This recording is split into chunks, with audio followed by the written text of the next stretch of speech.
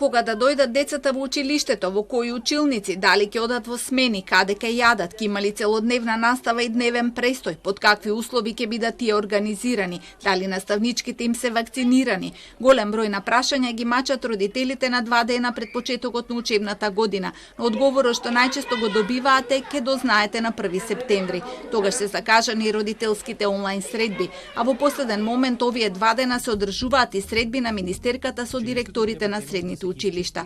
Родителите чии деца денеска конечно ги земаа свидетелствата за минатата година се информирани за протоколите што владата веќе ги објави, но ретки се училиштата кои информираа и за конкретните правила. Протоколите ни се објаснати од страна на одделенските наставници и се врз основа на тоа што е издадено од страна на Министерство за образование.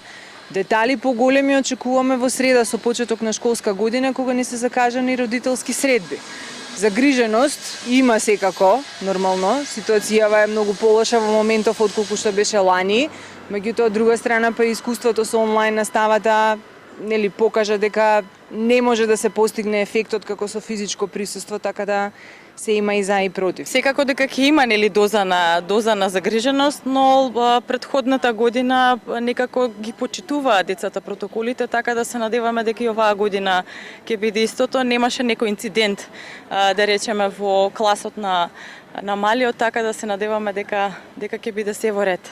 Стравот дека училниците може да станат жариште за трансмисија на вирусот ја вжешти дебатата и меѓу лекарите. Се посочува дека епидемиолошката состојба не е иста во сите општини и се сугерира дека процесот на настава треба да се прилагоди според тие индикатори, односно училиштата во соработка со родителите да одлучат дали наставата треба да биде со физичко присуство, онлайн или комбинирана, се додека не се стабилизира епидемиолошката состојба. Други пак сметаат дека учениците треба да бидат тестирани пред стартот на учебната година.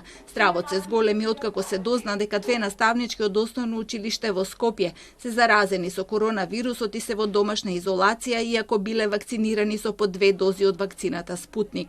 Но министерката изјави дека нема промена на планот. И има дискусија по однос на стартот на учебната година. По однос на менување на моделот, нема таква дискусија. Случајно или не, министерката изјавата ја даде во Пробиштипското основно училиште Никола Карев, кое е едно од училиштата со највисок процент од 90% вакцинирани наставници. Државниот просек е околу 70%, но што е со тие каде овој процент е помал од просекот. За нив нема јавни податоци, не се знае за кои општини училишта се работи.